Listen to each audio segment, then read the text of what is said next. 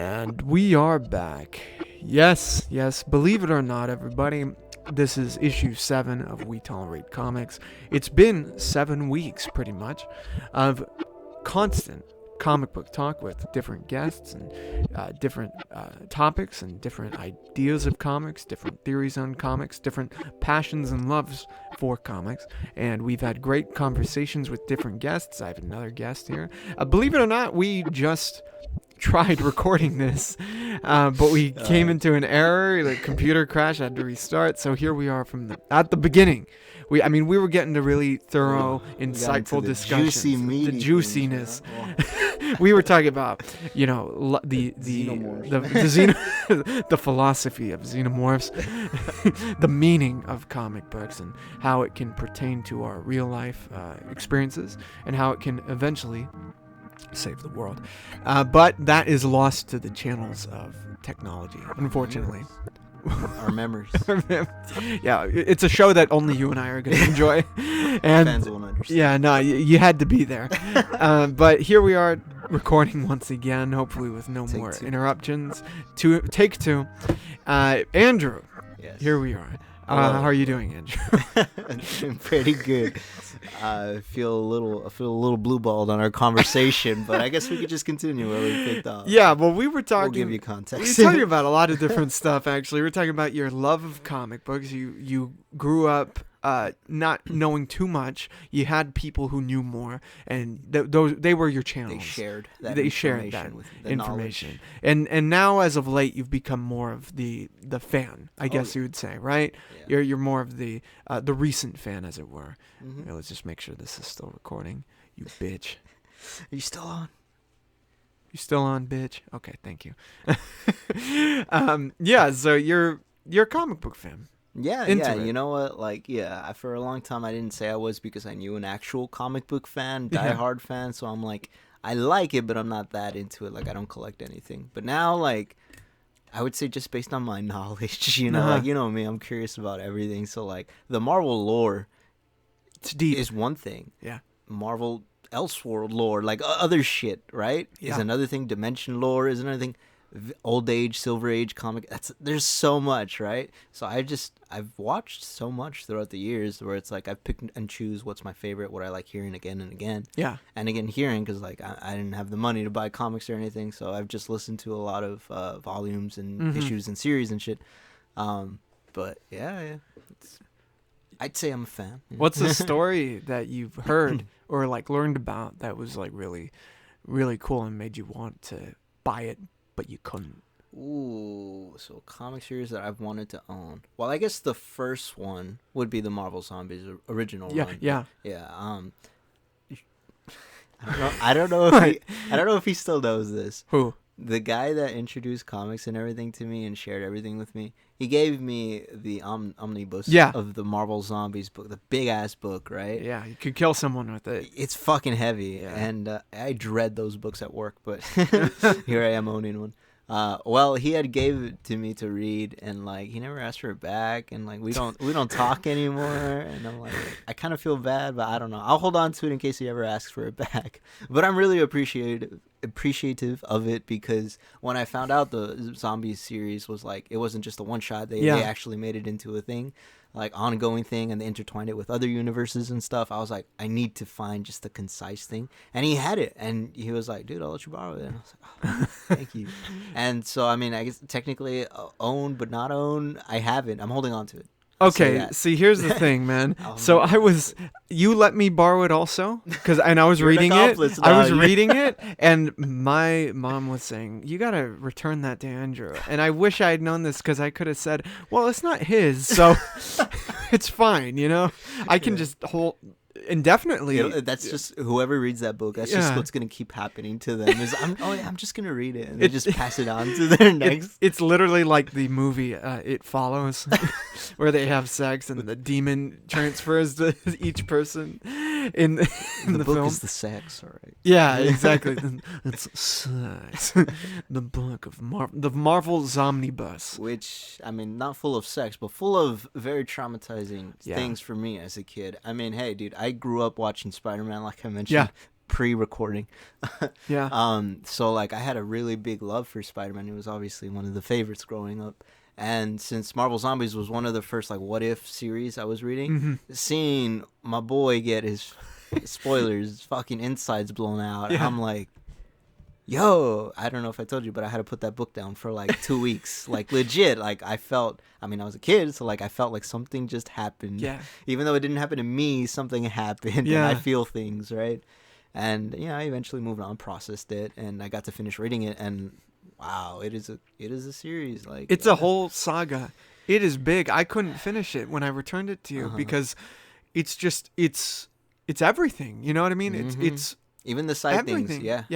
Yeah, it's great. Like everything about Marvel Zombies in canonical order. Right. You know, up to the recent one that they did, the zombies run the second zombies run that they did. Yeah. Up to that one. That one I gotta catch up on. Man, But it's so you've read the whole thing a few times. a few times. How long does that take you to read the whole thing from start to finish? Start to finish, cover to cover. I think I can say I can read it in like 5 days, but the little stories in between, those do make me drag on a little bit. Yeah. Just because it's like, okay, you got to readjust to these characters. And, Yeah. What are they doing? What's their plan right now? Yeah. So like anytime they followed the original story and then they went like to Asteroid M and the people that came down from there, like, and they would continue from that. I'm like, okay, this I'm into. This I can keep up with.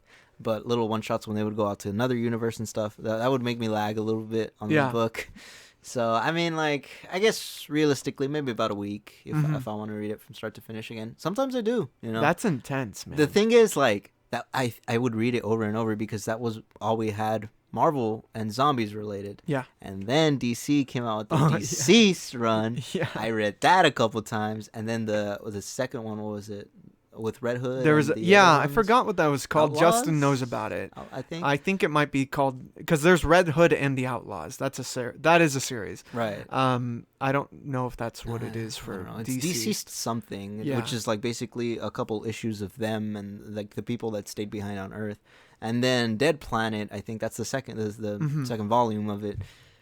So good. And then Marvel Zombies, in response to the Deceased, they're like, oh, you think we just had that one Marvel Zombie? No, here's Marvel Zombies 2 Reinvented rebooted. zombie comics, bitch. And oh my god, dude, like when I first read the first issue to the second Marvel Zombies run, because I don't know if I've read all of it yet. Again, I don't have these full comics. I pick and choose where I can get it, Yeah. So I have to put this all together, stitch it in my head. But I know what, as for a fact, the first issue, God, it's a good hook, like right away. Oh, because really? like it doesn't even straight away answer like if this is a rebooted universe or if this is a continued universe, because they use Wolverine, who is such like he goes in between universes. Like nobody knows if this is the fucking real one or not. And like one of the things he says in the first issue was that like I smell something familiar. So you're like, does he know about zombies? Like, it's crazy. Yeah. Oh, I man. gotta catch up. Well, the Halloween season is coming up. Spooks. And do you ever read, aside from Marvel Zombies, the horror comics at all? Like what? Like there's Army of Darkness, there's Evil Dead, there's read some Army of Jason. Darkness. Jason has comics. I didn't know that. Yeah, they've done it for everybody. Like all the horror icons. Yeah, all the horror icons.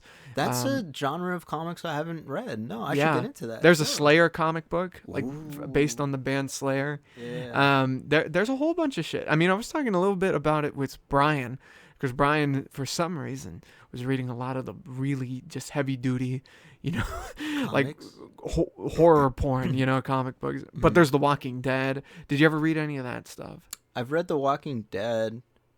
Yeah, but again, that was like a zombie thing, so that's why it was a little bit comic related. Funny, no, I'm such a huge horror fan, and I never put the two. Honestly, if it's like promoted by the director or the creator of the horror icon himself, then I usually go into the extra material and stuff. Yeah. But a lot of cases, with like property rights and stuff, they're like, oh, I don't like when they go and make their own thing off of my property, So I haven't really paid attention to any comic books with horror icons. They made a crossover book of Ash Williams, right, versus Freddy versus Jason. That's fucking sick. No, I they think did I a might have couple of seen those. that actually. Yeah. I don't know if I've read it, but I think I might have seen like some art for it. It's ridiculous, man. But it's really good, gory art and everything. If we can't get it on the big screen, that's honestly a pretty close version of what we can get. And wow, I should totally look into that, because I don't know if it's backed by the original creators of these horror icons. But who wouldn't? Who wouldn't want to see their icon in a fucking comic ripping shit up? Yeah. Because, like, so I haven't thought of horror icons in comics, but at my job, I have been getting some comics that are, like, obviously not Marvel or DC related. They're just, like, fucked up shit, dude. Yeah. Like, I've seen some, there's this comic, I forgot what it was. I don't know if it's, like, Animalist or something like that. Animalist? I really don't know the name of there was animal involved, but it was, like, about... So anthropomorphized. Yes, that word. Anthrax. So those kind of animals, right? It was that kind of world, and it was focused like on some pig that was like alternative chick, right? But a pig, right? And that was cursed and would turn into a wolf and would like fucking eat everybody around her and shit.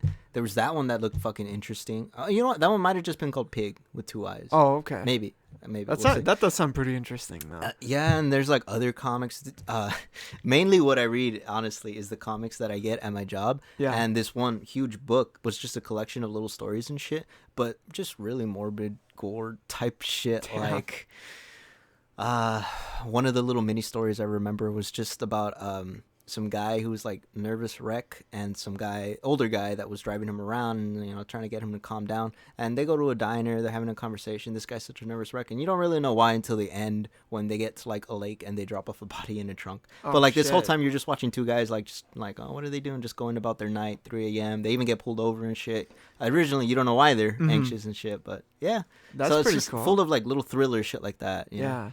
I have a book that's similar to that called 100 Bullets. Cool. I haven't read it yet. I know that it's like it's like a black and white. It looks like comic strips. Nice. But it's supposedly like a thriller about these like teenagers, I think, in a car and everything, and they're getting shot at or something. So I want to catch up on that. But there are a lot of horror books that I want to check out. You know. Comic books or just horror, I guess both horror films and books and everything. Horror books that you're into that I'm trying to get into. Well, I want to complete I mean, my goal was to complete the Marvel Zombies thing. It was just really big. I mean, you really could hurt somebody with that book, man. I've hurt myself a couple times with that book. Man, it's insane. It's really thick, man. But I was enjoying that. I did get a little confused at some points. It jumps all out of yeah, but my favorite portions, I think, were the tie-ins with the Ultimate Fantastic Four. Is fucking good. Yeah, man, that when they had the Reed Richards come in and outsmart everyone else, and you know, smoke clearing, and like you don't see their faces until after. Oh, it was really good. I really loved that. The switch to the art style too, because it was the Ultimate Universe. You got to see the Marvel Zombies with the Ultimate fucking. Oh my god, it was great. Yeah. But there was that. There was I mean, I don't know. I think I told you this once, but the zombie as we know it in pop culture was started with the fucking Smurfs in a comic strip, because they used to be comic strip characters, and there was a story where I forgot the exact name. It wasn't like zombie or anything, but like they would get infected. Yeah, they would get infected. They'd turn purple, and they go around and infect other Smurfs, and it will like spread fast, and there were hordes of these undead-looking Smurfs chasing the uninfected. Right. And that, I think that came out before Romero's films. Right. So the zombie as we know it today has a strong possibility of coming from Smurfs. The Smurfs, the freaking Smurfs, man. It's crazy. Why didn't they do that for one of the films? You know how they had those live action films of the Smurfs? Should have done that. I think a purple one did come out in it. Oh, really? But if it's a callback to like the OG days of like zombie Smurfs, that's fucking sick. Night of the Living Smurf, man. Yeah, because I think the second one they were purple, but they might have changed it to like purples or like grumpy or something. Something to do with like kid shit, right? Yeah. But if that's a callback, if that's a reference to like them as zombies, that's fucking kind of cool. It should have been them. Little Smurf fun fact for you. Yeah, 28 Smurfs later. You think the Marvel Zombies horde is bad? Smurf zombie horde. Yeah, you ain't seen nothing. They'll rip you apart, man. Yeah, till you got smurfed by a zombie Smurf, man. I want to actually read it for real, you know? Well, if you could come out next month with a zombie-centered comic, based on any comic Any book property? character. Any comic book Oh, character. any comic like Yeah. if I could Marvel, DC, Okay. anything like that. the character Fucking that I Ninja would want. Turtles. Yeah. Oh, yeah. the Ninja Turtles would be interesting with a zombie, Apocalypse. story. That would be really interesting. 5 characters. 5 characters Oh, you want to shit. throw in a zombie apocalypse Oh man, comic, and on a comic like make a couple issues. I was about to say Archie, but they did that. Yeah, They that did seems that. Like they definitely would have done that. They already. did. Yeah. I've read that. It's called Afterlife with Archie, Oh, and okay. it's not drawn in the way that we know Archie. It's drawn in a more more like horror stylized way, something like The Walking Dead almost, Oh, but okay. very like heavy contrast, heavy colors, heavy blackness and everything, heavy Yeah. shadows and all that, and it's really dark and really sad, and it's great. I Really? recommend it 'Cause completely. I mean, I don't know much about the Archie series. Mhm. Like, I liked their art style back when I was young, but I didn't really get into the series. I can't really. You would probably love this then. Honestly, you would love this because it deals with just the town and people are getting bitten and they go to Sabrina the Teenage Witch Oh, that's cool. to figure out if she can do something about this plague. Yeah. So I would recommend that completely. But 5 characters. Why don't you start actually with 5 With my characters? 5 well, before I do, I was gonna say I actually might have read a horror comic book actually, Buffy the Vampire Slayer. Oh, okay. I would read some of her comics in high school and shit. Oh, right on. Yeah. Did you ever watch the show? I watched some clips, but Mhm. cable and stuff, I didn't really have Yeah, that. yeah. But I watched some clips to it. It was good. It was a good Mhm. show too. Like, how long was it? Do you know? How long I was don't it know. running? I never watched Buffy. I was more of a Firefly guy, but Ah. I don't know. It was big. Mhm. It was big, I mean, yeah, I got a couple seasons. Like, Yeah. Sarah Michelle Gellar, heard she kicked ass in it, bro. Yeah, and I mean, people still talk about Buffy. Mhm. It's still referenced, and it was referenced in a class of mine last year. Really? Yeah, it was like they showed a clip from Buffy, Mhm. and the professor would always talk about Buffy the Vampire Slayer because she liked it. I'm surprised there hasn't been a fucking reboot for it or anything. Hollywood stayed away, thank God. It's probably because of Joss Whedon Oh yeah. being all weird and stuff. Probably. Because they're gonna reboot Firefly, which is another show that Joss Whedon was the creator of. Right. But I don't want that. I don't want a reboot of Firefly. No. And on Disney Plus, like, Starring Tom Holland. no, no thanks. Oh my God, dude. It's if they did that, if they had Tom Holland in there as Malcolm Reynolds, it's another role that should have gone to Nathan Drake. Fillion. That would be bullshit. That would be absolute bullshit. The kids, they love him, all right? Can't get enough of him. Okay, but back to your question Okay. of comic book characters, either Marvel or DC. Anybody. Anybody, pretty much anyone, Okay. for a zombie story, right? Mhm. So, man, that's a good question. I'm looking around my room for a clue. It would be We could start slow. here. Come to the Okay. mic. Come to the mic. Okay. We'll do 5 each. So I'll Okay. do one, you do one. Oh, okay, So all I'll, right. I'll start slow. I'll I'll start slow. I'll just say the first one that comes to my head. All right, go ahead. Peter Parker. But Spider-Man. just him. Like, no Avengers. Is he the maybe MJ? zombie? No. He's fine. He's the trying to survivor? save who he can. Oh, okay. But like, the zombie apocalypse hits quick, right? So like, no communication and stuff. I mean, some people are gonna try to find a way to talk to him, right? Some appearances every now and then, but not like an Avengers focused zombies thing. Just Spider-Man. Oh, like his villains? Yeah, that'd be cool. Well, if he stays mainly to New York, like this comic series per se is just based on his few days in New York on the initial outbreak, that'd be cool. He gets to encounter zombified friends and enemies and shit. Flash Thompson. Like, Peter's like, man, I've been waiting for this one. He would need upgrades and shit. Maybe the symbiote goes to him and it helps him like through the zombie apocalypse. Just quick. You just wrote it. There's quick. Do the zombies retain their personalities? Because that was the unique thing about Marvel zombies, yeah. that a lot of them still had consciousness, and like especially Peter Parker was like, oh God, what am I doing? I'm a monster. I mean, he stayed the moral compass even as a zombie. as much as he could. Yeah. Yeah. Is that Well, this that would case? depends. If I want this to just be like a side issue, then sure, because then that just automatically connects it, but Mhm. makes it a smaller part of the main story. If I Mhm. want it to be its own thing, then I would probably lean more on the horror-esque side of it. OG zombies, just Yeah. like they did in What If, kind of. Yeah. More like that, I guess. Mhm. But different Peter. I don't know what Peter Okay. I would go. Definitely maybe comic. I think I like where Yeah. comics going so far, Yeah. even after Kindred and all that. Okay. I think for an interesting character to focus on during a zombie story Uh-huh. would be the Flash. Yo, That'd be okay. really interesting, I think, because I mean, who's gonna bite him? Like how are you gonna bite him?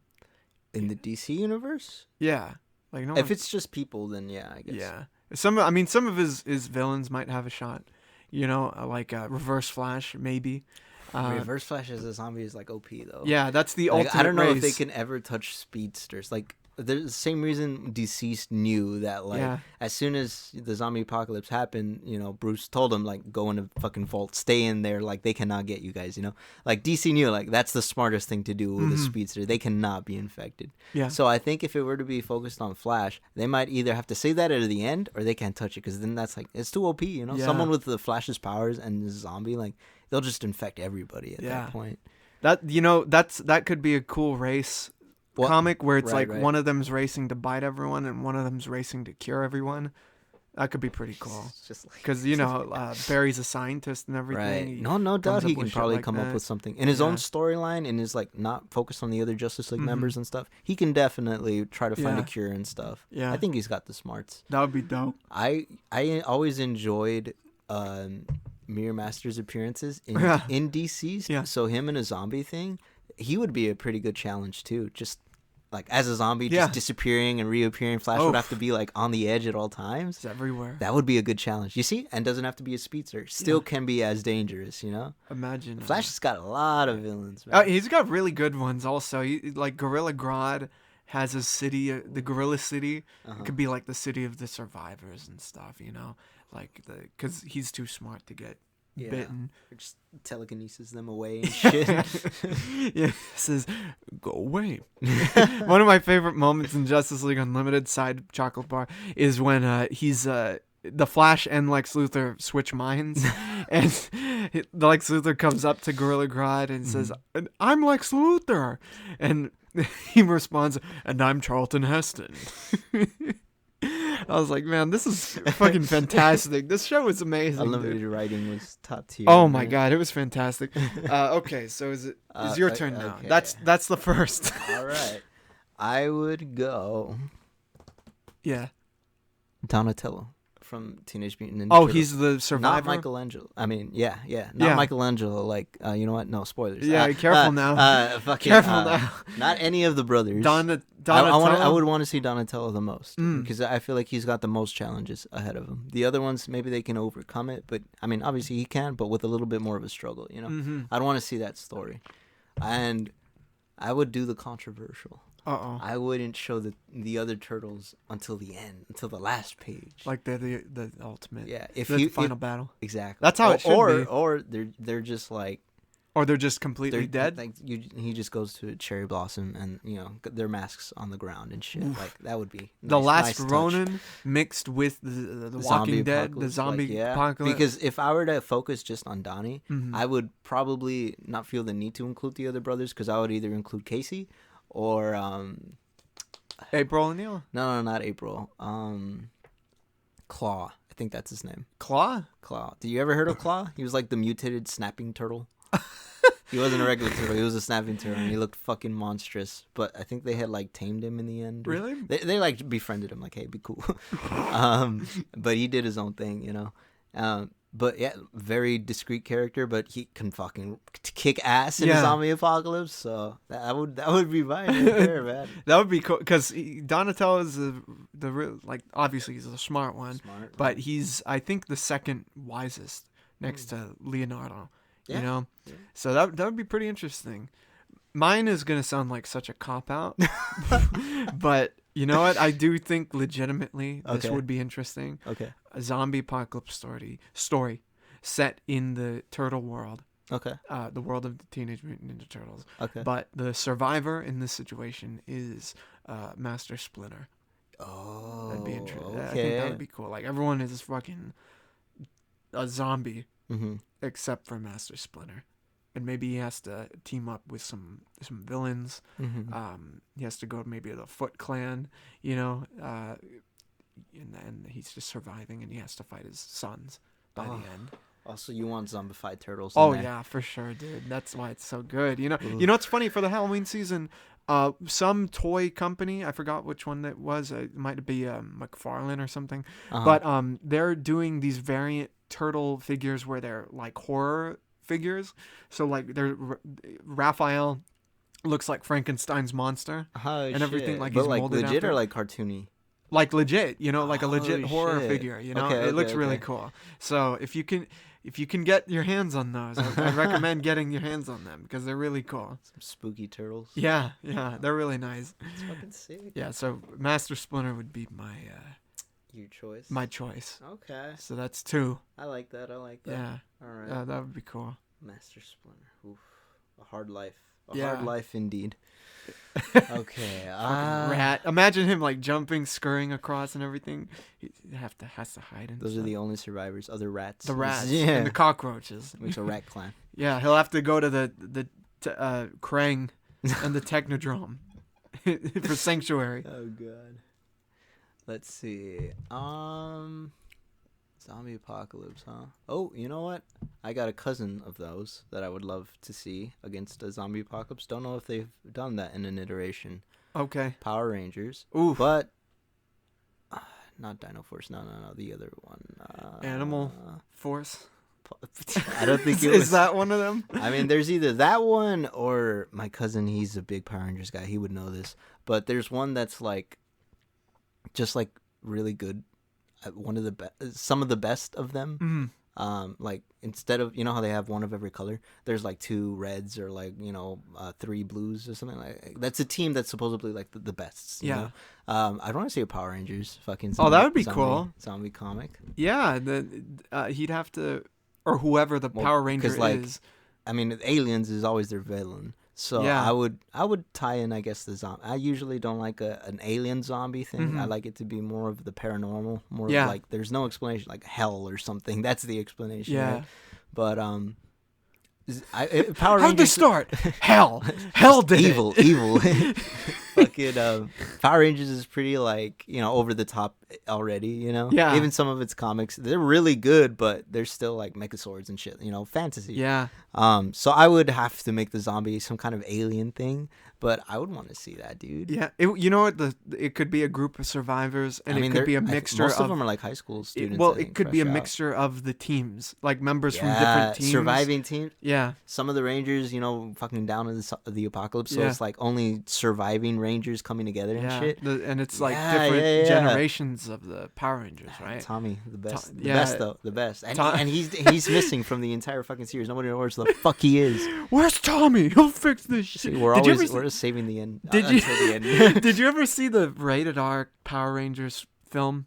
No. It's like it's a short film on YouTube, and it's got like a crazy ass budget. Katie Sackhoff is in it. Holy shit! So it's like pretty it's legit. legit. It's legit. Wow. Like what's the actor from Dawson's Creek? Vanderbeek. James Vanderbeek is in it. He plays one of the old Power Rangers and everything. The OGs. And shit. It's like X-Men: Days of Future Past or the Last Ronin with the Power Rangers. And it's like it's really good. But like they just died in combat and shit. Yeah, they died in combat. These aliens are in charge and everything, and Tommy is a survivor. That's another fucking universe that they can do. Like just if Power Rangers was going serious and shit, just like aliens taking over, because they've always been trying to invade Earth, right? Like, what if they did invade Earth, and the rebellion Power Rangers left and shit? Yeah. Because like honestly, I was never really into Power Rangers as a kid. I like the explosions, even though it was a little too Michael Bay. I like the costumes. I like the characters too, especially from the show. Oh my god, those guys stayed with me, right? Yeah. But my cousin, who was like super into it after high school, he would tell me about like some of the stuff they did internationally. Power Rangers, I don't know if it came from Japan or if it's just really big in Japan, but they continued a lot of their own series and stuff. Yeah. And there was this one episode or movie that he was telling me about where it's just like 60 Rangers, like them from all the series and shit coming together and just having this big like end game battle and shit. And I was like, whoa. Yeah. And like I remember one of the coolest teams that he showed me was like Space Rangers. So they were like pirates, space pirates. I mean, yeah. So, okay. So they were like Power Rangers. Buzz Lightyear. no, Space Ranger. They were like Power Rangers, but they were space pirates. So I remember he gave me this cool like blue leather jacket that was from the movie. Oh, that's cool. Obviously doesn't fit me now, but dude, it was fucking sickest jacket as a kid. Oh shit, that's so cool. But they were like, I think they were Japanese. They might have been Korean. No, I think they were Japanese. But just, cool long-haired rangers and shit that will travel in space and just had the cool pirate aesthetic to it. I was like, damn, that's cool. Fucking seeing them in a zombie apocalypse, that'd be cool. Yeah. Space zombies and shit. The space zombies. Yeah. Like, it's kind of what they ended up doing with the Marvel zombies. The second one, right? Yeah. They just eventually went to space. Hive mind. That's honestly a safe bet for some zombies movies. Like, if you don't really want to think too hard to come up with an origin or like a main, focus of the zombies, Hive mind. Yeah. That's a good one. I want to see Dwight Schrute as the sole survivor in the zombie apocalypse in the Scranton tri-state area. Everyone is a zombie, and he is living on Schrute Farms and opens it as a sanctuary for survivors. They have to live by his rules. Mose is the watchtower, and he's watching for all the walkers. There were actual theories that the Breaking Bad universe was a part of the Walking Dead. I heard about that, yeah. I mean, that's just AMC, right? Yeah. Them at the time. And you actually see the blue meth in an episode of Walking Dead. Oh, that's right, yeah. Daryl and his brother. Yeah. He's doing blue stuff. I think they mentioned Jesse at one point. Like, what the fuck? So that would have been cool. But I think the boys would be interesting in a zombie apocalypse. Well, which boy's character? Huey. Could probably Fucking Huey himself. Huey's the already knowing some of his superhero friends, or just like on him, just Huey.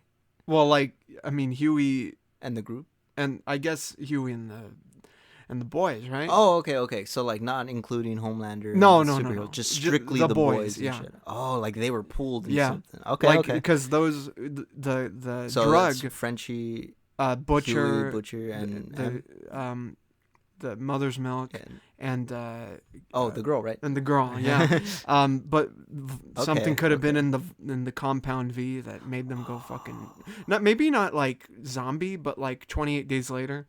Okay, like erratic. Yeah, erratic and insane and more insane than they already are. Like it's the soups, and they're just because they're soups, and they're the only ones on the planet. Yeah. So they infect everybody. And now they have to, because the whole idea of the boys was like, we have to figure out how to kill the soups. Morally. Yeah, but now we have to figure out how to, kill them and make sure they stay dead. Well, that would be good, actually, for, butchering them then, because he could just work no discretion. Yeah, so yeah. No, they're just out in the open, Yeah. What number is that? Is that 4? It might be 4. Well, okay, but if one had to go in your comic series, which one's going? Which one's getting infected? Man. Who's getting infected? Probably Butcher, honestly, because Butcher. You'd kill off Butcher right away. Okay, controversial. Right away? Well, say halfway point. That's the juicy part.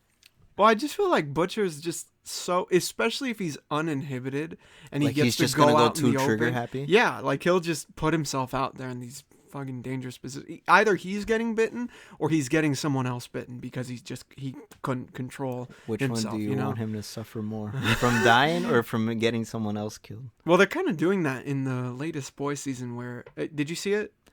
The last season of The Boys? The last episode? Yeah, like when they put fucking Soldier Boy and shit to sleep and they were wrapping up and everything. And because he's dying from the V that he got, the temporary V. He's dying. So they're kind of doing that with Butcher already. I mean, it would probably be heartbreaking, but maybe like Frenchie or something. Or the girl. Yeah. The girl, that one could be unexpected too. Yeah. That one could be a nice little twist. Yeah. Nice. Oh, that would be fucking cool. At the end, just show Homelander's eyes and glowing. Homelander's eyes burning, but there's blood cascading from the sockets and everything. Oh, that'd be sick. Yeah, Black Noir and everything. Ooh. The Deep. The Deep is a zombie. Just eating fucking fish, man. Fish. That's his version of cannibalism, is eating fish. Oh, God. All right, I think this last one. Okay. I think I have a good one for my last okay, one. go. No, you go, because your turn. I'm drawing. You don't just have a one? blank. Yeah, Okay. go for it. You see me? I think this would be a good one because this character is notably associated with a different type of horror monster. So I think Blade would be an interesting one because Blade is a vampire and he bites other people, right? Right. I mean, I know he's the Daywalker and everything, and Drinks blood. he drinks blood, but now he can't do that because everyone's blood is infected. You know, infected with the zombie shit. So he's literally, he's almost like starving in this world. You know, he's starving while everyone else is starving, just in a different way. You know, so I think Blade would be an interesting one. What setting though?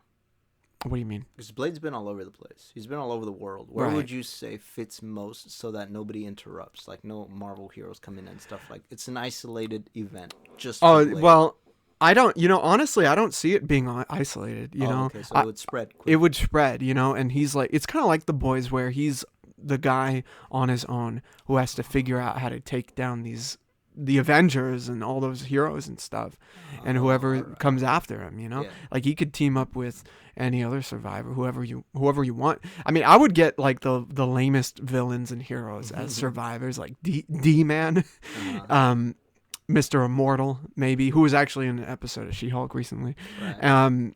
Frogman, who's coming up in She-Hulk. Stilt Man, Big Wheel, the Big Tarantula. Wheel. He gets his own little team of Avengers. I can't believe we were almost gonna get Big Wheel. Oh yeah, man! I hope we get Big Wheel. You know, the Spot. Oh man, imagine the head. You know, like how in The Walking Dead they had the governor. Who was like the survivor and the head of his own little colony of everything. That would be cool if it was the Kingpin who did that type of shit. I mean, he would, honestly. He probably could. Yeah, like he's in charge of his own town of survivors, and it could be filled with all sorts of people, you know? Like, I mean, that would be sick. Yeah. Like, I think the reason why I would dial it back with the cameos and some of the issues that I mentioned was just because, like, I feel like if you add too many characters, then it becomes a series of them, you know? But I definitely want to keep it focused on, like, those characters. But it's honestly hard because nowadays they've teamed up with a lot of people. Yeah. So you kind of get used to seeing them with other people. They're showing up, you know? Or you associate this hero with this other hero or this team, you know? Yeah. So that's why it's like, I feel like we really got to focus on those individual stories, you know? And I think that's what the first couple of issues are the best utilized for. True. To be kind of character studies and stuff. So you could...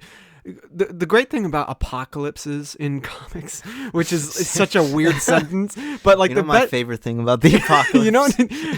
you know what's really cool about the apocalypse? The part you'd never hear about is that, like, say, whether it be a Marvel Zombies or like an Old Man Logan, is you get to play with the elements of that universe in ways that they're not usually played with. Like, for example... It's not the same world? Yeah, it's not the same world anymore, so everything kind of goes. And, like, for example, in Old Man Logan, the villains had their own territories in America, right? And you see the broken Mjolnir just... there, people are praying to the body of a giant man decomposing and everything. Zombie symbiote Tyrannosaurus Rexes and everything. Like, you get to play with the universe during a world-ending event. When the world's ended, you know. So I'm saying first couple issues, all Blade. You could show a little bit about what happened before the infection. Like that, like just in the background. Yeah, and stuff. Then you see the first survivor. I thought you were going like right off the bat. He's like, "Where are the Avengers and shit like that?" Like, no. Trying to team up with everybody. If you're gonna like place this out nicely, how could I have doubted your writing? Yeah, come on, man. Yeah, that's good. Okay, yeah. I back that. Well, how about what have you got? What's the one you thought of? Last one. Abraham Lincoln, Uncle Sam from DC Comics. I'm trying to think. Uncle Sam would be dope. Oh, I got one. yeah. I've only seen one like good comic of it. It might have been a fan comic, but it was like a good adult, serious kind of comic. Yeah. I don't know if you've ever watched the show growing up, Ben 10.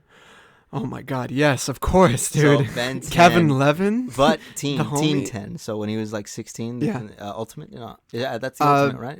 I Ben don't 10 remember. Ultimate verse? Ultimate Ben 10. I think it was. Ben 10. I would get that. The one Yeah. with the Mustang Charger. Yeah, Kevin yeah, had that yeah, one, yeah. And the sister had the psychic powers. Yeah. I feel like that would be the most solid team to handle. I mean, I don't know if you noticed. I like this kind of like coming of age zombie thing. Like, there's something about not throwing an adult there, someone who's still learning life, Yeah. having to adjust to this new way of life. I like that aspect That's of zombie cool. apocalypses. But I mean, I like a grizzled veteran handling that shit Yeah. too. But that's sort of my like pick of the pie, right? They should have done that with Carl in Walking Dead, but they did nothing. They fucking killed him off, man. They killed off everybody that was like, oh, they could carry the series if they Yeah. wanted to. And nope, If Rick nope, dies, nope. this is a good character. If Rick dies, this is a good character. They're dead. Okay. And I mean, thought like- Rick died. He's not At a dead. certain point, I felt like the Walking Dead writers or whoever was in charge of it was just like, they'll never expect to kill him. Fuckers. God damn But yeah. it. T-Dog. That's the lead series lead. He would have carried. That's all I'm saying. He would have killed the governor like Yeah, that. with With this- called him on his shit. With his 3 lines per episode. He would, you know what? He's like Black Bolt. The more he spoke, the more damage he would have done. But I'm sorry. Ben 10 in the zombie apocalypse. That sounds awesome. Yeah, no, I would definitely want to see that. I don't know if Is I would he make the it- zombie or the survivor? Well, I don't think he's so OP, but then again, that's a lot of risk. You know, being strong, you also get a lot of risks. So Remind me, the watch he has, the Omnitrix, is that what it's called? yeah, It chooses the wielder, right? Or is it just anyone can wear it? I think it's anyone can wear it. Okay. Yeah, because in one episode they did a what if right? Oh, okay. of his sister seeing the watch first, and she got it. Oh, Like, okay. and So there's, no problem. there's been a lot of people that have been able to get it. The thing is, it works like as a device. So like people try to hack it and like try to like unlock what it has. You know. Yeah. People don't really try to force it because it just goes. It's a device. you Yeah. know? It's supposed to be like the ultimate weapon Yeah. in that universe. You know, I think I would go for something cheap. I would go for a cheap shot. So like, in order to save him, in order to give him immunity, because there's a lot of risks with just transforming into a beast that can just get scratched like that. Yeah. I would use what they did in one of the shows where I don't know if you've seen an episode where a wolf, what he thought was a werewolf, scratched his Omnitrix. Oof. And he later in that episode found out it was an alien type of wolf, and he only found out because it left its basically marker DNA on the watch, and it was able to read it and like, oh, now you can transform into that wolf. Yeah. So I would have the zombie just scratch the watch, and like that watch just like quickly built a cure for it or some kind of invulnerability, but only for him, right? Yeah. So his sister, Kevin, and his grandpa, they're still at risk and shit. Yeah. But dude, like, that'd maybe I be could add cool. some side drama. Maybe it's glitching because of the infection. So like some of the monsters he turns to or the aliens, he doesn't know if they're gonna be zombified or if they're gonna be normal, and his team's gotta either control it or not. Oh, that'd be dude. crazy. You know, I had a different approach. when Okay, it okay, came to what's yours? how the infection would start. Okay, It's kind of similar to. It's kind of an inverse of the War of the Worlds. I don't know if you ever seen that. I've seen it. So or know about the story or whatever, but it's where he gets a new. And I haven't seen Ben 10 in a very long time. Okay, but I loved Ben 10 growing up. But he gets a new alien. Okay. He like unlocks a new alien, and he turns into the alien, but that alien was never meant for the atmosphere of the Earth. So there are new organisms, a new biological, chemical reaction from that alien existing on Earth is extracted, and it pollutes the air. It like and enters the environment. You know, when an alien subject enters an unknown environment, Yeah. it can body act. reacts. Yeah, its body reacts. So Yeah. the parasite could come from this new alien when it reacts to the just the environment of Earth, you know, and then that's how it starts to spread and shit. And he's fucked, you know, because he's just like, oh shit, I started this, and then everything fucking happens. So you would just have him as the lone survivor then? Yeah, but he'd probably realize soon, like quickly, so he just switches it off quickly. But I don't know. That could be cool. I think. Yeah, That could be yeah, cool. it's an idea. Yeah, it's Well, an idea. Fucking Ben 10, man. It's a lot of, honestly, since I was growing up in high school and college, even when they had the series, because they rebooted it after. Oh, did they? Yeah, because I was like, okay, they're growing into, like, he's growing. He's not staying as a kid. They didn't do an adult series? They showed an episode in one of the younger, him as original Ben 10 show. They showed an episode as him as Ben 10,000, which was him older. He had a beard. Like, it was him in the future. They went to the future. So they could have definitely done that. Like, he supposedly had, like, way more aliens. Because the whole thing was, like, he only had 10 aliens. Yeah. But as he grew, he would unlock more. So his, like, adult form had all the fucking aliens and shit. Yeah. So I was really hoping for them to do a season on that, but after the one that was based on them being 16 or around high school age, they rebooted it, so he went back to being a kid. Oh, that sucks. And then they did another series after that, which was just not related, I think. Still a kid, so they haven't touched it. But I'm like, that was always a universe that, like, when it wanted to go serious, it did, and it could have been, like, really cool, because it was a really fucking cool concept, dude. Yeah. Like. Did you ever see the live action to direct to TV film they did? I did.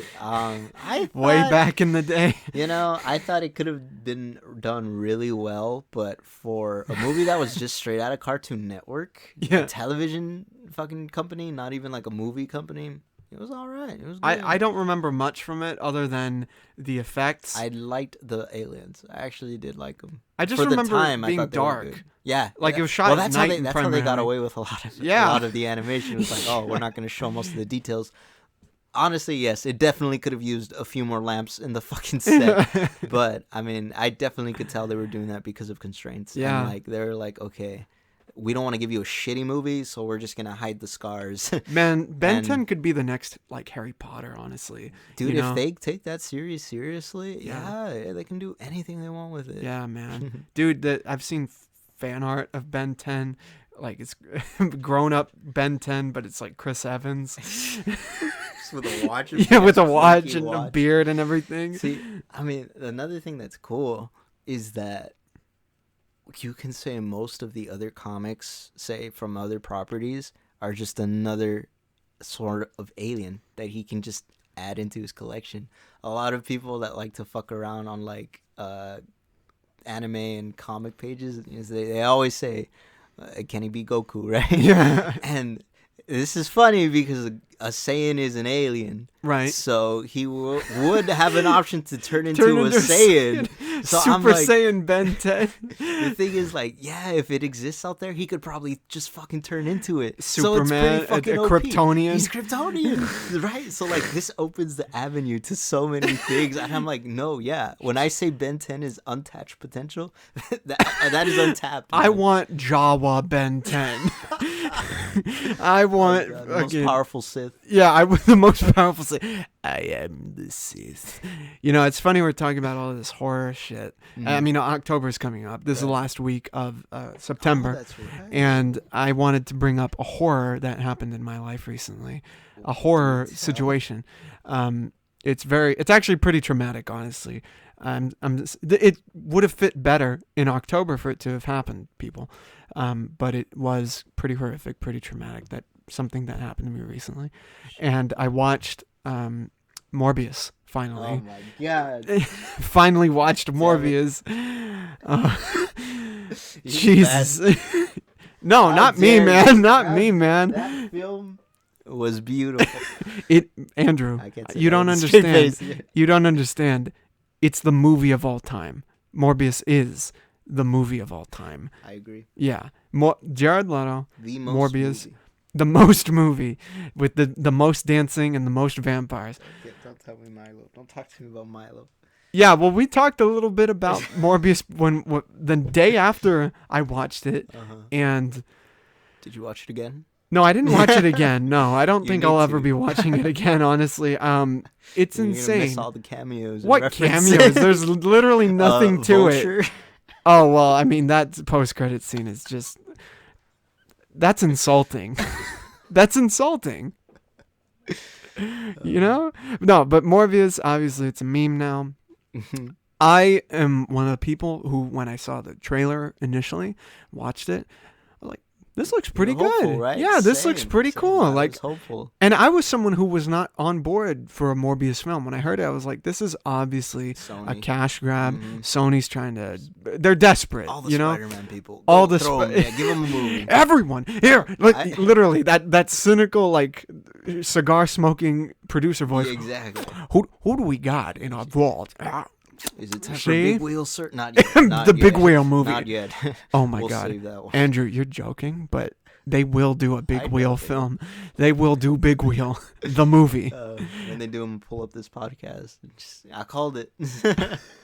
If Jesus, man, if they don't incorporate Big Wheel into the Spider-Man movies of the MCU, they will make Big Wheel the movie. I swear. And they will cast Vin Diesel as Big Wheel. It's a perfect role, actually. He's always on wheels. Yeah, exactly. You know, I would actually have some respect if they did that. You know, but Morbius. We were hopeful. I mean, it looked good. The trailer promised something not from Marvel. Like, something Sony different. film, but still they were going to try to collect it to Marvel. Yeah. And I was like, okay, you guys are kind of taking it seriously. Boy, did they just say, roll. Yeah, roll. Cut. All right, let's do go something. home. Go in front of the camera. All right, good Take job. your shirt Let's off and dance. All right, yeah, let's go get drunk. Fucking Milo, he's like, oh, shouldn't my character be like more bothered by this? He's like, yeah, do that. Yeah, try that out. Yeah, because Matt Fucking Smith, actor was the one carrying. Matt Smith was the only one who was like actually good in that film. Jared Leto, like, I don't hate Jared Leto. I think he's a bit odd as a individual, but He's I don't taking hate his him approaches to acting way too seriously, man. Yeah. But that doesn't even pay off in the film. You know, that the shit he was doing on set of like going to the bathroom in crutches, like Walter Jr. or some shit. Like, it doesn't come across in the film. Like this asshole. He's focusing on the wrong things when it comes to that meta shit, where he's focusing on like the physical, like how am I going to walk in the scene? Yeah, very much the physical and not the interpersonal. Yeah, that's the whole reason how about the your experienced emotions? actors do that. Because anyone can just physically get into character. Yeah, they do people that because they have the experience to back it up. That's right. This guy's doing it fresh into acting, from what I know. Like he came out in Suicide Squad and a couple. Well, he's been acting for a while. He was in Fight Club. He was in Fight Club. Yeah, he was in Fight Club. He's been acting for a while, but I think he took a break because of his band. Right. I forgot the name of it. Imagine Dragons or something. Yeah, I don't know. Run the Jewels. Actually. Run the Jewels. Yeah, he's actually Killer Mike. When he does the Killer Mike film, his bun down. Tight ass fucking bun. And I will believe it. Him as Killer Mike. No, but Jared Leto is not emoting enough in the film. But to be fair, I don't know if there's enough in the script. You know, for him to work with. What he had. You know. Yeah. But at the same point, when Matt Smith is like honestly, like trying really hard. Jared Harris as well, who played the doctor, who's the father figure to them. I thought he was also really good in the film. Yeah. It was really odd, and it's just a bland experience watching that film. Very forgettable. It should be cool. It's a vampire. It's the modern day vampire. I love vampires. Yeah, that's true. You know, and Jared Leto, I think, is good casting for Morbius, but it makes me beg, after watching the film especially, why was this a film? You know, why was this a film, and why wasn't Morbius just in one of the Spider-Man films? You know, Sony, that's why. Well, yeah, that's true. I mean, Sony is definitely the culprit in this situation, but still, man, why not just have Morbius in a Venom film or in the Craven film or something? Why are these movies? Why aren't they just collecting a check? What, you want to know why, actually? Oh, let's hear it. They're getting you hyped for Craven that's coming out in a couple months. They're making me craven for Craven. Yeah. Morbius you will see Morbius again in Craven. Well, the way I look at it, especially after watching Morbius, because I made the best of Venom Let There Be Carnage. That was the closest like Sam Raimi shit that they've done since Sony, has done since Sam Raimi was on Spider-Man. You know, I felt like that was very like Drag Me to Hell and very Evil Dead, almost, and Army of Darkness a little bit. Not nearly as good, but it had that same kind of quality because of Andy Serkis's direction and stuff. But I enjoy that the most out of this universe, but I don't know how I can take Craven seriously, Madam Web at this point. Like, what do you think about that? About the spin-off movies? Yeah, about this universe they're making. I've always agreed that, like, they shouldn't have...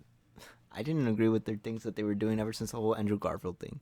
Like, I feel like they could have handled their Spider-Man property a lot better since that, like years ago, you know? Yeah, like, a long time ago. So a long time ago when people were still hopeful, Sony's going to go into Marvel, and I had felt indifferent at the time because I'm like, well, they kind of dropped the ball, so like, unless they pick it up, I don't really expect them not to, you know? Yeah.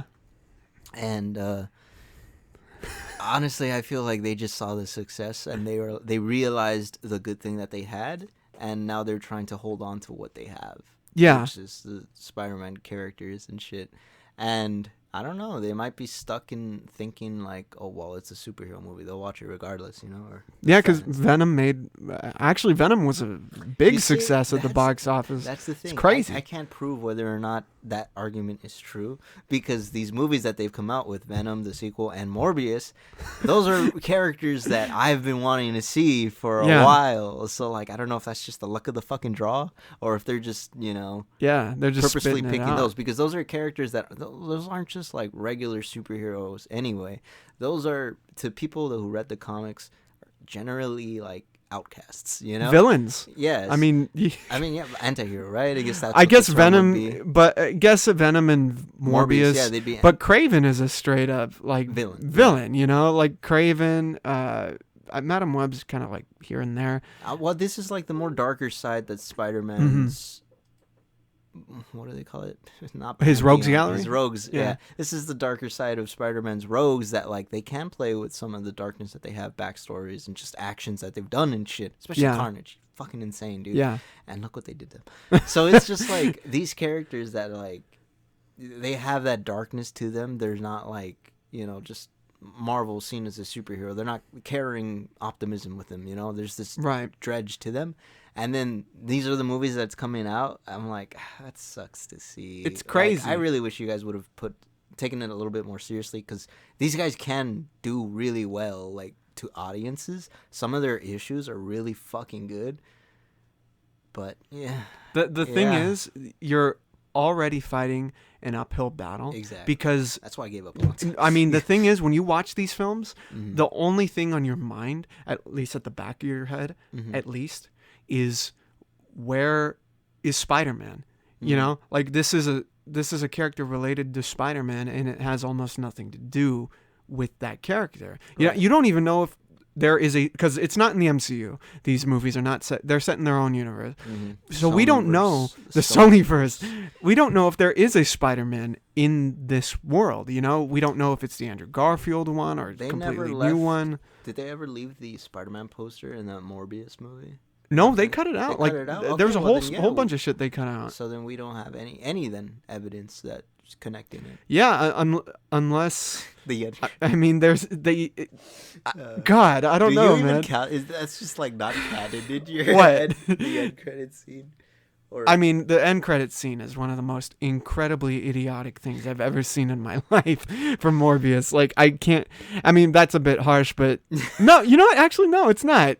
It's not. Well deserved. It's not. I mean, it's confusing. It doesn't make any. It breaks canon. It doesn't fit within the rules set in No Way Home, where the idea of here's the post-credit scene. The only tie-in to Spider-Man. Spoilers. Yeah, right? These spoilers. People are anxious to see this movie. And here you are. Spoilers for the movie of all time. Okay, Morbius, where it ends with a post-credit scene of you see the breaking in the sky of the multiverse, the effect that we saw at the end of No Way Home, where it's the purple rip in the sky and everything.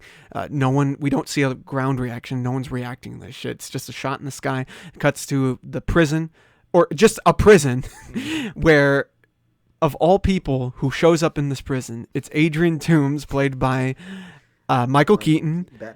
Batman the Vulture shows up in this prison cell. And is like, he's looking around. He's like, what the hell just happened? Oh, well. And then he's released from prison. They sent me to prison. And wow, they really didn't like me over there. And they sent me to prison. And then he's released because they don't have a record of him. And then that's the first post-credit scene. The second post-credit scene is him meeting Dr. Michael Morbius in the desert or in a wasteland of some sort. Yeah. And he shows up. He flies in with a vulture suit. Just got the vulture suit out of nowhere. And not his universe. Not his universe, one. but it's the same exact fucking vulture suit. Yeah. He shows up. They gave it to him when he was walking out of prison. It's like, oh, these are your belongings. Oh, sir. yeah, here are your effects, by the way. This is what you got locked up with. Yeah. And he says, I don't know what happened. I don't know how I got here, but I'm pretty sure Spider-Man had something to do with it. You want to help? Let's team up. I think people, he literally says, Who writes that? I think people like us should team up. We can do some good. And then Morbius is just like, all right. Yeah, sure. Like, I don't know what I expected from him either. Like, I'm at that point, I'm like, well, this guy just fucking said the most come up with a way to team them up line that I've ever heard. And that was an appropriate response. You guys both suck ass. Get the fuck off of the fucking screen. But I mean, again, how does this work? I mean, how did he get there? That's not how Doctor Strange's spell worked. I mean, I don't understand how this... I've never left the theater so confused. Yeah. Yeah. Because I remember they were teasing Vulture. They showed him in the trailers saying, hey, Vulture's up in this shit. What? I was already confused there. You know what? Now I'm confused again. Maybe the movie was so fucking good, Julius. It was too good for audiences. Right. The director looked at it and he's like, we can't show this to people. They're gonna love it too much. Right. World's gonna go crazy. Pandemonia. Yeah. So we gotta cut off like 80% of the movie. And that's where all the fucking footage that we're missing is. Because that movie feels like it's been gutted to hell. Yeah, like, really. we are just left with a fucking shell of a movie. There's no depth into any of the characters besides maybe Milo. But that's just in acting. Yeah. The writing, oh my God. Who did they hire to write? You could literally get anyone. You know, you could get anyone. No offense to the writer. I mean, I'm sure you tried. But Yeah, man. I mean, it's hard. It's hard stuff, especially when someone says, hey, we're going to make a Morbius project, and this character doesn't have nearly as much depth or history as Spider-Man, the character we're spinning off from. You know what I mean? And can Spider-Man be in the film? No, it's not. Of course not. No. What are we supposed to do then? Didn't he get his powers from Spider-Man? Come up with something else. Shut up, fool. He's a vampire. Just do anything. Exactly. What the fuck? He's a symbiote that has nothing to do with He's got a Spider-Man. British friend. Yeah, he's What got a the fuck? British friend. How am I supposed to put him in? Yeah. Are we going to see any, like, cool gore and, you know, all that? No. Of course not. We're Sony. Who the fuck do you think Who do we you are? think we are? None of that shit. We don't make movies. Oh my God. We make video games.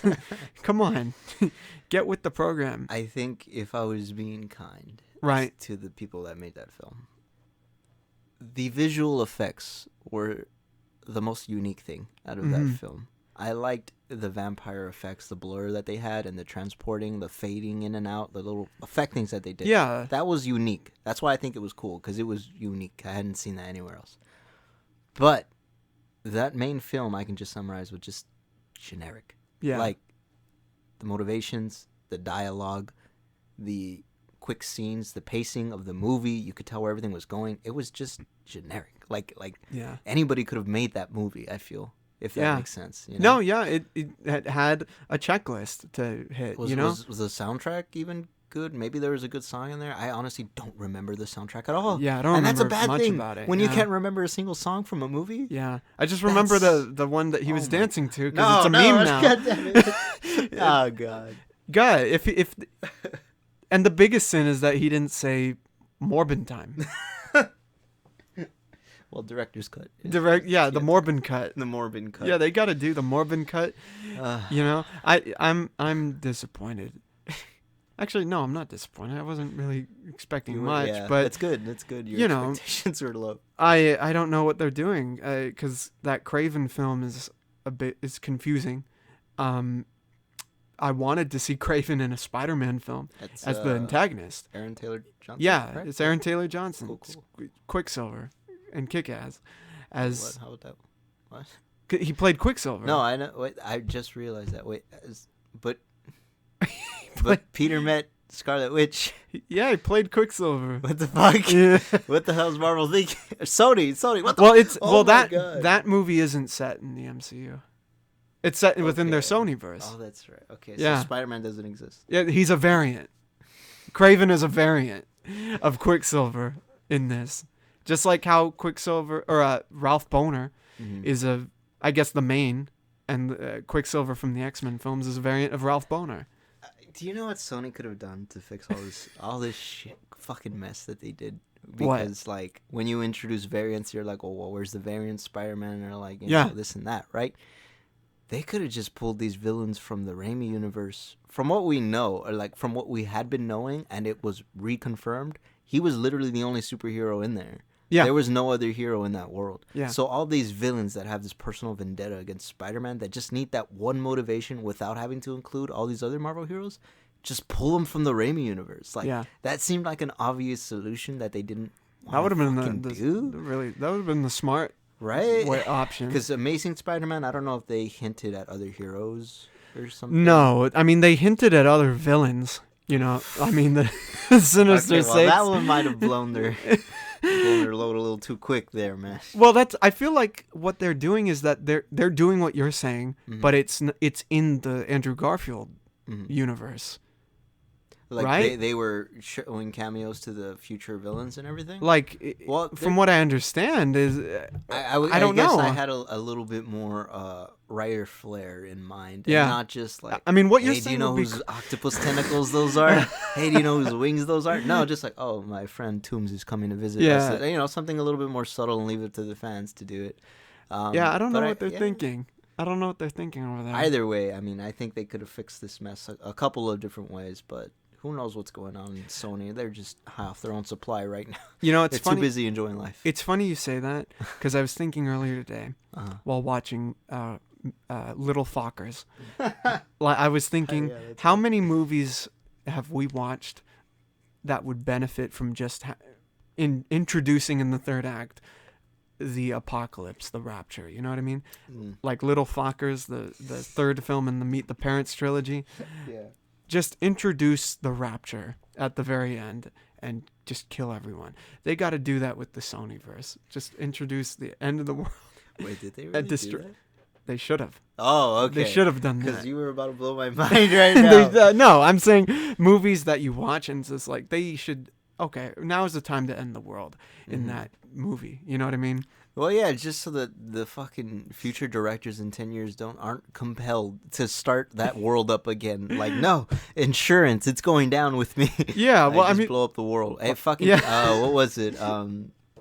The horror movie that was like Which one? A fucking gift to all horror fans and shit. oh, is the Cabin in the Woods. oh yes, Cabin. What did they do at the end of the world? They just fucking killed it. Yeah. At the end of the movie, they just killed everybody. It dude. was Like, great. it's like, no, this ain't getting a sequel. Everybody loved it. It was a good film, but they knew it's gonna. Hopefully, it stays as a movie on its own. You know. They got to do that with just some of these rom-coms out there, man. Just like the I mean, I next- was gonna say Apocalypse is a good choice, but like a Rapture, maybe that might be a little too religious for some movies. You know, because a lot of movies they don't follow religion. But did you ever see This Is the End? Oh yeah. That was so fucking. We need more movies like that, man. Everyone's dead. It's just like Apocalypse. Just fucking random people hanging out. Well, in that case, celebrities, but Yeah, dude, just imagine, like you watch a rom-com, just Uh-huh. standard rom-com, halfway and then through. 30, well, yeah, halfway just through, it's just the end of the fucking world, and everyone dies, and then you just have you have like an hour and a half left of just the guy being there, like, oh shit, I'm alone now, I'm really alone. I was complaining about like, oh, I got two girls, got going from one date to the other, but now I have Like, no dates. The first half of the trailer is just like John here divorced with his wife 2 years ago. Yeah, exactly. And now he started a new job in Connecticut. And But what he literally. doesn't know is there's an asteroid flying straight. Yeah, exactly. And John thought he left the big impact. If you ever get the money for a movie, that's the first movie I expect. Let's out of you. Kickstarter It's it. just a random genre and then apocalypse in the end. Yeah, a film you showed me a little bit of did something like that, where it was the ABCs of Death, I think. The Yeah, horror yeah. ABCs, what's it called? ABCs of Death. ABCs of Death, There's where it's 3, I believe. We should watch them all. it's a series of short films. Yep. With each short film revolves around each letter of the alphabet. All by each new directors. Yeah, by different directors from different countries and stuff. So different art styles every time. Yeah, they kind of do something like that because each short film is just unique in its own way. Different some of ideas. them are apocalyptic. Some of them are just an isolated event. But they play apocalyptic events very casually so that it doesn't even become like, and the world blows up. You know, like some people don't want the end of the world because they think that's like, oh, that's so quick. That's so like cheap, you know? Yeah. But there's this one that I don't know if you got to see that was about, it was a POV, like a GoPro, somebody out hiking. And it's like about 5 minutes and they find somebody who is like getting chased and they help them and then they get bit. So then you're watching the GoPro of the guy like running away from this person. They faint. Little by little, you see them move, and then they're making guttural sounds and everything, and you're just following the zombified person. Now they go to a campgrounds, they attack family, and you're just watching it all, and you're just seeing how it spreads. They didn't show like, oh, the world's ending. They just eventually, you know, it's gonna spread. Yeah, I could definitely see that being just put in a random movie, you know. just, but I don't know if I have to go for the movie, but the movie's good. In the next Adam Sandler, you know, like one of those vacation films he does, it's just like you see Adam Sandler, he's on the cruise and everything. It's like, oh, I'm here with my family, and then the fucking asteroid comes in. Oh god. What do you prefer, the ABCs of Death or VHS? As an anthology horror series? Yeah. Oof. You know, that's tough because ABCs of Death, they have more content to digest. Although it's smaller, it's more. But you don't really get to invest in the stories too much. So I don't know. It depends. It depends. If I want something quick and funny or horrific, then I would say ABCs of Death. But VHS is also such a good series on its own. I don't know if I told you, but those were the first films that I seen outside of the main horror collection that there is, following the main horror icons and the main horror genres: spooky houses, spooky nuns, spooky puppets. Like, main genres aside, when I started venturing out into what horror can be, like those were some of the movies that I started seeing, like just the truly disturbed, you know, things that, why the fuck is this person coming up with, you know? Those movies, those were the introductions that I had. So like they both carry an equal weight. That is just like, I love what I'm seeing. Like, you guys are really pushing the envelope, you know? Yeah. Even though some people might say, well, it's just gratuitous, you know? Like, you should see the last letter of ABCs of Death. Oh, man. I'm going to, you know. I don't want to spoil it for don't you. Say We're anything. going to watch it at Crystal's house. Yeah, we got it. I was about to say, because you want to go, for October, you want to watch horror films. Yeah, the October Spooky Fest. Yeah. You want to do the horror films. Horror films, many of us haven't seen, you know? Because we can watch ones we've seen all the time. I got so many for you, there are so many that we haven't seen. Just psychological horror also is one of my favorites because you can go anywhere with that. At last minute, you can throw in something that's like, is that paranormal or is that not? Because there's this one film that I was watching, which I thought was a psychological horror, but in the last 10 minutes, they show biblical things. And you're like, it wasn't all in her head. This was religious, but I guess demonic because it was horror. It's insane. They can do so many things with it. But ABCs of Death and VHS are like so close that I honestly cannot pick the two. With VHS, I think we got 4 or 5 segments, but they were each like about 10, 15 or so minutes. Yeah. So you got a good feel of the world that it was in. And then with ABCs of Death, these are about 2 to 3 minutes. So yeah, and it's like 26 directors, right? Because of the amount of letters in the alphabet. So it literally is spanning all sorts of cinema, you know, all sorts of quality of cinema. That's another thing too. VHS might, I wouldn't say keep it realistic, but say keep it on Earth, you know? Yeah. Whereas this one, sometimes you're watching something animated or you're just you're watching something with animal people and not regular people because it's directors from all over the place, and not just from America, from all over the world, man. Like you saw some of them were foreign films, right? Like, some of them were foreign, some of them were really low budget, some were really high budget. It was a real, it's pure film. You know what I mean? Those are directors. Like those are good, those are bad, those are amateur, those are pros. That's film. That's why I loved it so much. It's like okay, it might not be the mainstream horror, but this is what the fans, because every horror director started as a fan of horror. Like, how could you not? ABC's of Death is horror in its most honest form, Mm-hmm. and film in its most honest form, because it's all sorts of directors, all Literally, sorts of they takes. said, do whatever the fuck you want. Yeah. Yeah. How often do you get that freedom? Yeah. Especially the financial backing, because these guys were like, are you sure? And they're like, we will put out this movie. Do whatever you want. I don't know. I thought they were pretty free with Morbius. How free do you think they'll be with the Madam Webs, the Cravens, the Venoms, and stuff? How free will they be? And how many check boxes do you think there are, and quotas they have to fill? Sony, I mean, I think they got a couple, but they're just not paying the fucking attention to them. Yeah. Honestly, where I see them going is they're very experimental with their movie projects, and I feel like they're just gonna keep switching it up until something works. Morbius, I felt like they wanted to switch it up, but because of the reviews it was getting, they decided to play it safe ultimately. And where did that land them? In a very generic and bland ass fucking movie. Y'all played it safe, way too fucking safe. Yeah, way too safe, man. So I think maybe with Madam Web and Craven, because Craven, they were like planning to change that up entirely, right? Like he was going to be an entirely different new character, environmentalist, I think. A protector of the animals. Right. He hunts the poachers, man. He hunts the poachers, but at the same time will wear the skin of the skin of the poachers. They change it just like that. You see, like I feel like they're just gonna switch it up until they land on something that like did well. Unless they're smart enough to either sell to Marvel or get their shit together. Yeah, because what I see as a future for this, if there is a future, I mean, I've heard all sorts of rumors and everything. I imagine the idea is that because this is its own universe and Marvel is getting into the multiverse and Secret Wars is eventually coming out, they'll probably incorporate some of those characters, like Venom and the other Spider-Man for sure. But, I don't know. I really, it's aimless right now, It's crazy that we live in a time where we have films about, comic book films specifically, about villains.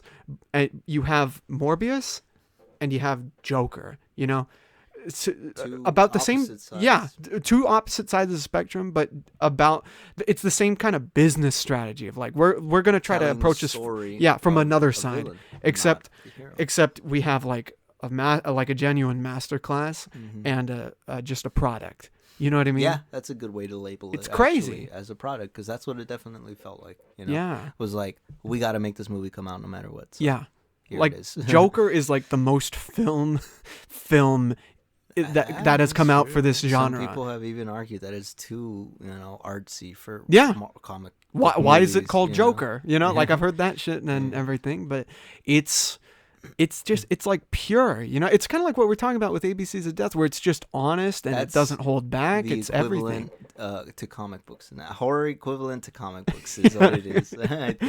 Yeah, man, I'm hoping they keep it up with that. But oh god, fucking Morbius, it's Morbin time, man.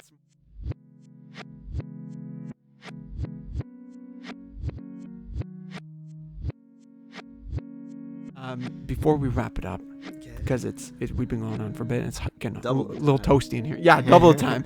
I wanted to bring up some comic books, some honest to God comic books, some recs for the listeners. And writing them down, right? you'll be able to talk to me about some of these because you've read some of them. Oh, okay. I want to talk about, since you returned them to me and I returned it to you. Let's start with the Ultimates. Marvel's The Ultimates, the original run by Mark Millar, art done by Brian Hitch. Beautiful artwork. Every page. That's why I got back into doodling, honestly. Oh, really? Just looking at the Ultimates, like when I was a kid, seeing the difference from the regular universe, the Marvel 616 to the Ultimate universe, I was like, these are the same people from my childhood, but like drawn so cooler. Like I was younger, so I was like edgy heroes, right? So seeing it again, it sparked that same motivation when I was younger to like start doodling again, because I'm like, their artwork just in the change, you know, It's stellar. it sets the tone for Yeah. the kind of comics that you're about to read. Yeah. Not your regular run of the mill Marvel things, you know. We're gonna throw some twists. We're gonna keep it a little bit more grounded. Like, Mm-hmm. I love the first two Ultimate books, where it's I don't like the third film or third book. I was wondering what I was missing. The third but I'm one like, yeah. is that's just we don't talk a about blight. that. But the Ultimates, the idea of it, it's set in an alternate reality from the main Marvel universe, the Ultimate Universe, and it's about that version of the Avengers, called the Ultimates. And you have Captain America, you have the Thor, Iron Man, the Wasp, Ant-Man, Hawkeye, Black Widow are eventually added on. The Hulk is in there.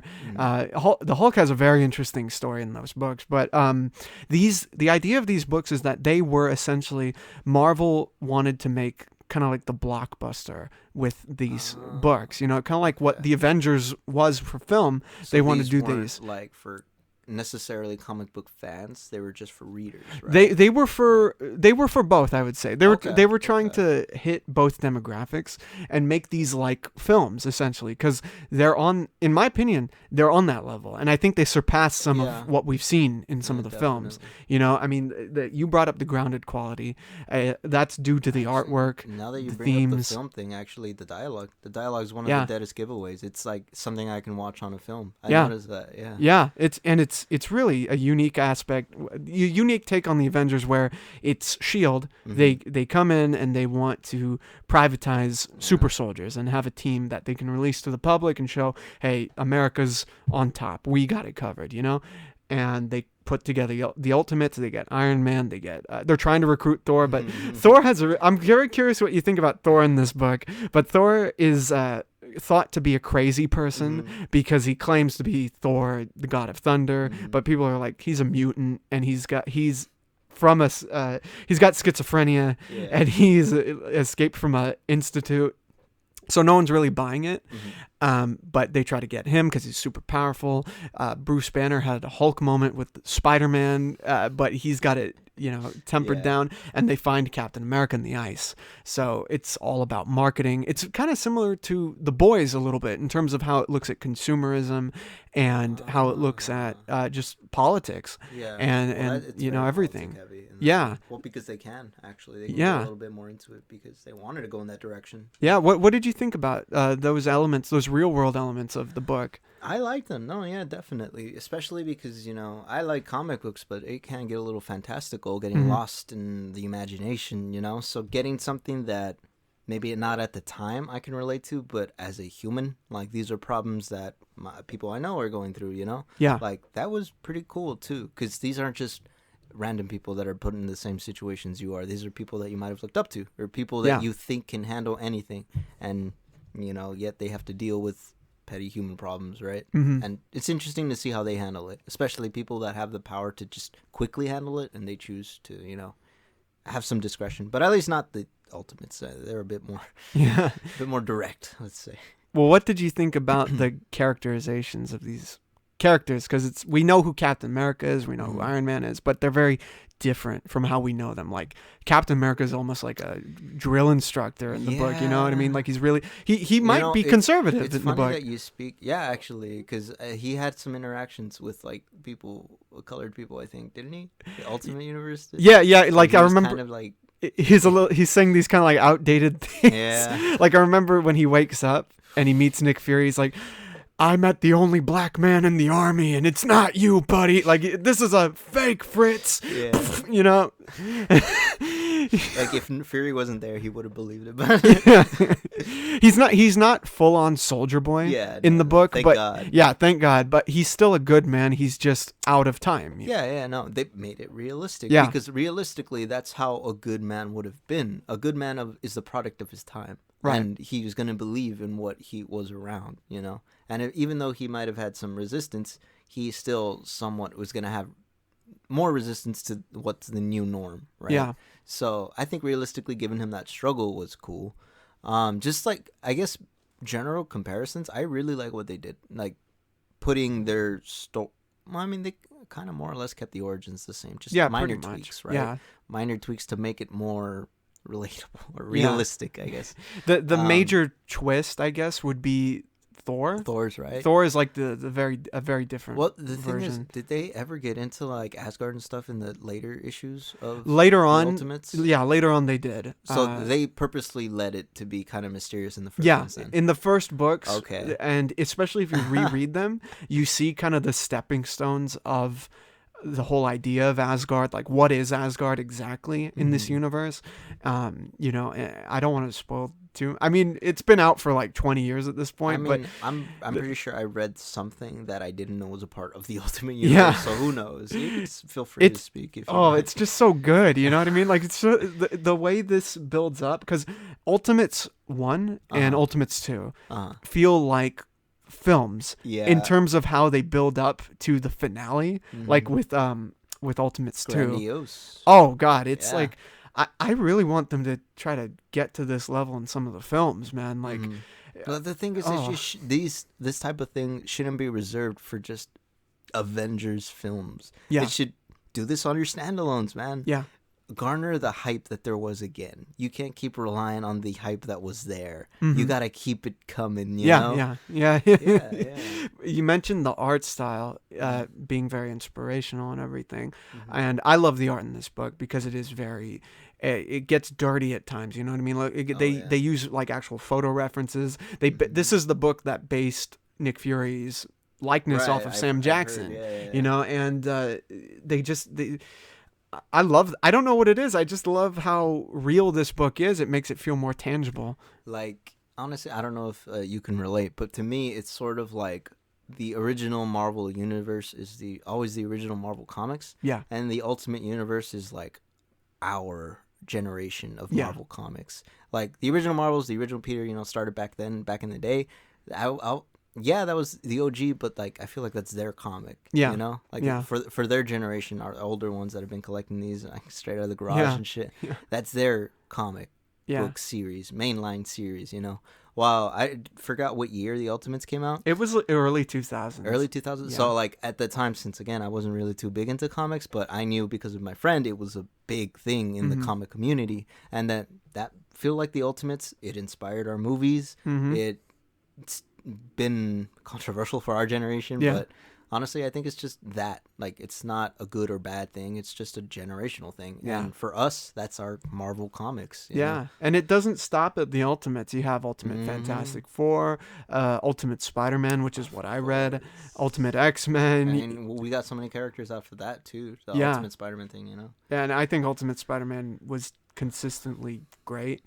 At least the Ultimates 1 and 2, great. You know, I don't know if have you heard about the third one? I've heard about just disappointments, but I haven't like read it in its entirety. Yeah. What do you think? It opens up with Black Widow and Tony Stark's sex tape being leaked online. It was leaked? It was leaked. I mean, I heard that it was shown, but I didn't know it was fucking leaked. No, it was leaked. And then the Ultimates 3 is where they, for some reason, confirm the creepy incestuous relationship between Quicksilver and Scarlet Witch. I don't know why they went in that direction. You see, because like with the sex tape thing, like again, it's not realistic in the sense that it's going to happen to anybody, but it can happen in our world. So that's the realistic element. Incest is real, but I wouldn't say it's fucking prominent, man. Especially in a country that they're from their country, right? They're from, I assume they're just European. No, didn't they like invent a birthplace for them? Sokovia, right? Or was that? Well, I think that came in the films. I don't know if that's mentioned in this book. The comic. I don't know. I don't know. I know they're European. They're Eastern European. I know they're European, in these and books. They are not incestuous. So unless their birthplace that Marvel made up is, I don't see the reason why they. Asteroid. You must be incestuous if you're gonna live here. Yeah, Magneto. We're all fucking one weirdo. Big happy family. It's the place they went to in Midsommar. Yeah, that place. Fucking so some of the problems were realistic, but that was a odd, controversial take. Just really odd. and I wasn't a fan, but no, the first two books are great. Silver was go on. Yeah, he was a proponent, a speaker on the engagement. You dare say one rude thing to her, he is on you. Oh yeah, he's on the. Oh no, it's bad, but God, it's so creepy. It is really creepy. And that, by the way, Ultimates 3 wasn't written by Mark Millar, like the first two. It was written by Jeff Loeb. We got a Columbus situation. Yeah. Yeah, no, different writers, different art style completely. It's not even recognizable to the Ultimates in any, but it's discerning way. Canonically connected. It is. Okay. It is. And it ties into the big event that came later called Ultimatum. Right, that's the ultimate event, right? That's the ultimate event. Infinity War. It's ridiculous. Ultimatum. I'm sorry, it's ridiculous. You didn't like Ultimatum as the big event? No, because it was an excuse just to kill everybody. Yeah, like they just killed everyone. The Wasp died, right? Where what? Wasp. That's where the died, Wasp right? was like eaten by Blob, and then Hank Pym grabs him, bites his head off. Wolverine dies in a ridiculous way. I mean, that should just be a joke right there. Wolverine dies. He dies. Okay. Yeah. Good one. Right. Thanks. But no, Ultimates is great. You let me, like we mentioned earlier, you let me borrow the Marvel's Omnibus. Was that saved? Did we? I don't know. I actually don't remember. We had a whole hour. We had a whole thing about Marvel Zombies, but just briefly, I want to bring up that it's really big. It's a whole universe in of itself, the Marvel Zombies. And what was it? Because I know you're a big horror guy and everything, but there is like an almost like nihilistic undertone to Marvel Zombies. Does that ever put you off or anything? Absolutely. Remember, I had to put the book down. Yeah. And that wasn't just that one time when I saw Peter Parker get blown up. It was a couple times. The first 2 pages of him rushing to his apartment and then ending up eating his aunt and Mary MJ, Jane. Yeah. I had to just stop for a second. Like, maybe I didn't put the book away, but I was already like, all right, I gotta strap in. Like, this is what I asked for. So yeah, like, it's a zombie book. I mean, I couldn't be completely off put because I was already interested in horror. And I mean, honestly, how I kind of started getting used or started becoming a fan of horror was by trying to overcome it. It's trying to overcome fear as a kid. So when I would, get off put by situations like this, I kind of just learned to take a step back just to process, but persevere nonetheless. Yeah. Don't put it away, So like Marvel, the Zombies book, that big anthology book, I put it down a couple times. I had to take breaks because as a kid, it's a lot to read. Yeah. Maybe they have a point with the whole mature and teen ratings on the comics because it makes you feel things that as a kid you probably shouldn't be feeling, or there's no reason for you to be feeling like the world's gonna end and shit like that, so it's a lot to process. But honestly, if you're in a pretty good state of mind and you're like, no, you know what you're getting into, and it's a good fucking read. When I get into it, I can't put it down. Like I said, I could read that thing in 5 days. Obviously, I've gotten more accustomed to gruesome shit and just nihilistic shit in general. It's ironic because I learned to appreciate it, honestly, because like as a kid, I'm scared of it, but now it's like, most mainstream media is not going to go there because most people don't want that shoved in their face. Right. So I appreciate what they have. Yeah. The irony in that is that Marvel Zombies Marvel Zombies is horror comedy, but as a kid reading that, you just notice the horror. I don't see the comedy. Yeah, you don't see it at all. Nowadays, I see now, it. Yeah. you get it more, especially when they do, because I remember they did a crossover with the Army of Darkness where Ash, it was a different continuity. It wasn't the straight up Marvel Zombies universe. I don't think the main crew, the zombie crew, was there. In the crossover? I think they might have been, but just things that happen in there are different to what happens in the main Marvel Zombies book. Yeah, I don't think they kept canon. Yeah, and I don't think it's in that collection, the Army of Darkness crossover. It should. Well, there was 2, I think, no? There was, the Army of Darkness crossover ended with Ash teleporting to another universe where they were all werewolves. Yeah, because I've read that one before. Oh, is that an actual book? Yeah, I don't know if that's part of the anthology, because I know there was 2 where Ash went up against the Marvel Zombies. He faced them twice on 2 occasions, and I think on one of them it's in the book. I'll have to double check. Yeah. But But there was another one that wasn't in the book, but I didn't. Yeah, I remember reading that one where you got It was not it's a lot of zombies, fun. but werewolves. Yeah, well, they've done all sorts of things, and Army of Darkness versus Marvel Zombies is obviously very funny. Yeah. But again, it's really dark humor, and if you're not used to that, It's especially as a literally kid, like my leg fell off. Humor. Yeah, yeah, Because exactly. it literally fell off. there comes a point in Marvel Zombies where Spider-Man is whipping out his intestines, His veins. his veins, and it's really dark, really gruesome, but Just really imagining that is excruciating. Yeah. Right. But because he's Peter, he's making fucking little jokes and quips, so you're like, all right. funny. All right, this is it. So you'd say that Marvel Zombies is the perfect comic book to read during the Halloween season? Oof, honestly, if you're gonna start with that giant Bible of a book, yes, it's Yeah. a perfect start. Yeah. Especially that I didn't know that Horror Icons had their own comic series. Yeah. I don't know if they're any good, but I'm definitely gonna give them a read just as a fan. Yeah. you know. You can guarantee that they'll go in different directions that Okay. a lot of the movies won't. Even though like someone like Jason has been to space and to Manhattan and the fucking lake and everything. I mean, the series that I didn't read, I was gonna mention it earlier, but since they already came out with a series, not exactly Zombie Apocalypse, but similar, Yeah. was the Scooby Doo crew. Oh yeah. Yeah, I didn't read the Doomsday universe that they had, where like everything. I think they're not zombies, but they turn into monsters. Like the monsters are actually legit, and they're just surviving in a world of monsters. Like I want to read that one for like spooky comics season and shit. I'll try to finish that one. Scooby Doo crossed over also with the supernatural characters. Oh yeah, huh? Yeah. I mean, they've made a lot of crossovers actually with like real life shows. Yeah. I think. And just people like the Harlem Globetrotters, Batman, probably Weird Al actually did show up at one point. Oh, yeah, cartoonized, huh? I Yeah. remember seeing that cursed fucking image of a cartoon owl. Scooby-Doo should get the Edgar Wright treatment. Yo, yes, I can fucking see it. That'd be dude. awesome. Well, I think that's where we're going to wrap it up. We've been talking for like 4 hours. I told you I could do it. On and off mic.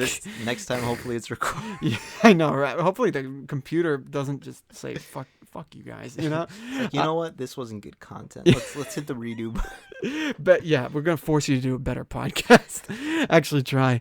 Andrew, thank you so much for joining me on the We Tolerate Comics. It's been great. I'm lightheaded now. And I needed another It's all the beatbox. Morbius. That's Oh what it my is. God. Yeah, it drained me, dude. It drained me. He's literally sucking your blood. Yeah, exactly. I'm Dr. Michael Morbius. Let's go get Spider-Man. Huh? Oh my God. Yeah, Andrew, are there any last words you want to say to the viewers, the listeners? If you guys have not seen ABCs of Death, I mean, I'm sure you guys have. It was kind of a little bit more not spoken of a couple years back, but now I think there's like part 2, part 3. Definitely watch it. It's cheesy, but some of it's good, and some of it's like really thought-provoking. And yeah, you guys should definitely watch it. Right on, man. Thank you so much, Andrew. Thank you guys for listening. I hope you guys have a great Halloween. Or not Halloween. October is going to be starting by the time we have the issue 8. Month, man. Our birth month. Yeah, I don't know if the fans fucking know. I don't know. October, month of we're born. Of the horrors, especially my birth. All right, guys. Thank you so much. Once again, have a good one. Stay safe. And goodbye. Bye.